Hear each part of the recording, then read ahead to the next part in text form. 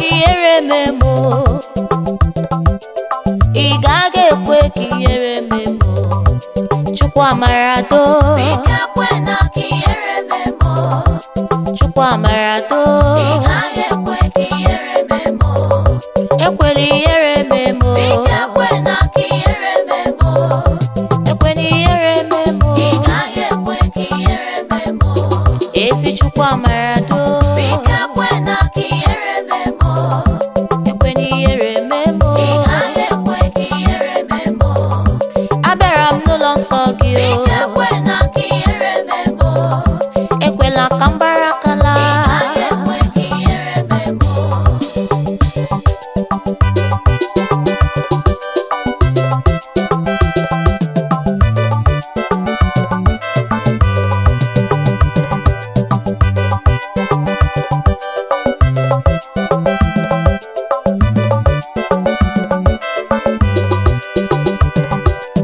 Biko ekwela ka ihere mee nwa gị o. Biko ekwela ka ihere mee nwa gị o. Ekwela ka ndị ụwa jụọ m ọnụ o. Ekwela ka m gbara akala. Ọrịa mbụ bịa n'iru gị o. Chukwu. Good day, viewers all over the world, lovers of Eze-Ana TV. I welcome you all in today's section of Philosophy and Life. We have with us an ordinary evangelist, sir. You're highly welcome. Well done.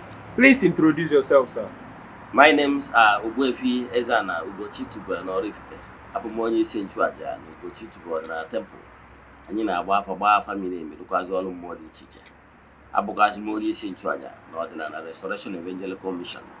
Bụrụkwa onye mgbasa ozi ọdịnala Igbo. So you can call me a priest or an evangelist. I will answer. My mission is to help people live better life. You're highly welcome. Before we proceed with our question today, is there anything else you wish to say to our viewers? Viewers all over the world, as you are joining us in this second program this morning, keep sharing our messages, keep inviting your friends to handle from the horse's mouth. IEG, interesting topic, we're going to pay attention and it shall be well with you. Kena adunu a, kena atusia. Kachukwu Okike pụrụ ime ihe niile. Gozie gị ma gozibiga gị oke. Ya gazie. So we saw pictures of Chukwu Okike place of worship on the internet. So we would like to know how this vision of building Ordinary Restoration Evangelical Mission came by. I thank you for that wonderful question. Like people that normally follow me from my humble beginning, I happen to be somebody that I don't joke with spirituality.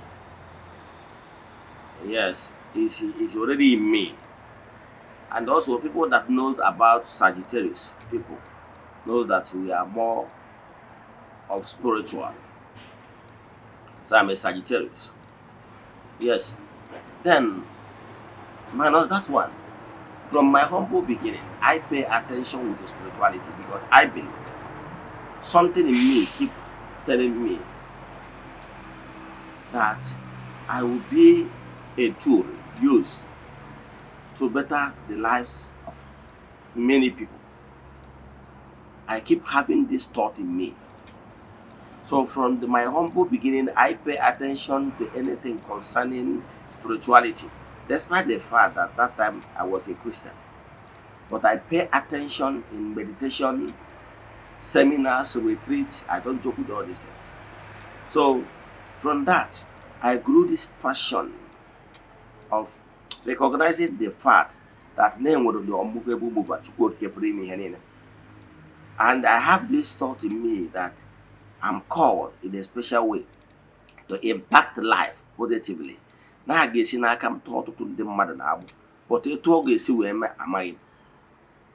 So from that childhood, I keep on participating. Anything concerning spirituality, I paid good attention. So when after experiencing Christianity to the fullest, I dive into reading other esoteric books. I dive into reading other spiritual books for knowledge. I read so many books, spiritual books, on this my journey. I read the Lion of Africa. I read Buddha. I read the Mohammed. I read the Way of the Spirit, the Ekanka book. I read it. I read the Light of the Truth. I read the Light of the Truth, volume 1, volume 2, and volume 3. Yes, I read all these books. I read the Heaven Books by Bowman, and read so many spiritual books. I will not be able to start mentioning one after the other. So when I was reading all these books, the knowledge and when there is very obvious that there was supernatural beings name according to my gift. Now I go those books, I know higher knowledge, even beyond the go that I will. Let me give you only one example. I remember when I came across the Light of the Truth of Grey Message. When I read this book, I read this volume 1, volume 2, volume 3. Yes. I read that book under 4 months. And when I was reading this book, the knowledge, if you have read that book, even philosophers, even professors, doctors reading that book, they will always tell you that this book is very, very hard to read. Any of you that have come across that book, it's not a joke. But when I was reading this book, I have this higher knowledge and the higher experience that when I'm reading the book, I get inspirations even beyond what the writer wrote there. So that happened that when I went for what they call discussion, even the panel of judges that are the leaders that are there expecting me to explain what I understand from volume 1, volume 2, and volume 3. When I was explaining, they have marveled that their experience in spiritual matter is even beyond them that already crossed bearers. So that is how immediately they brought out form that I will fill the form. That is how I was sealed. That was early 2000, a very long years. So before then, I read so many spiritual books. So, and most of the times, once I'm in meditation, I got this divine knowledge that makes me to understand things deeper than what ordinarily an average person will understand. So I have this particular gift that helps me to meditate, and whenever I'm meditating, I get so many visions. So, but what prompted me in building this place of worship is this. There was this particular day when I came back to Eze-Ana. I keep telling my forces, they tell me that they want to take me to greater height. They want to take me to greater height. And how they will do it, I don't know. When I finally answered my call, I came back to the village. I told them, and after setting my altar, I told them that I have come back to answer my call in fullest. Then I was telling them, where is my call? That is where, on that particular meditation, they gave me that name, Ugochi Tupe. The message came that my chi will crown me, that my chi will give me Utuwemu. Back at that name. That name, nobody have ever answered that name, even that time on social media. Then, after that, giving me that spiritual name, I was told that through me, a lot of people will be healed. Through me, a lot of people will be saved. Through me, a lot of people will be liberated. I said, how? I was told that I'm called to be a priest and not an evangelist. That is the message I got. That I tell them now, what will I do? The last time told me that I should use all my experience, that they intentionally allow me to read so many spiritual books in order to gather experience. They told me that there is that allowing me to gather all the experience I have gotten is for a purpose, so that it will help me to be where I need to be. I was destined to be. So I accepted.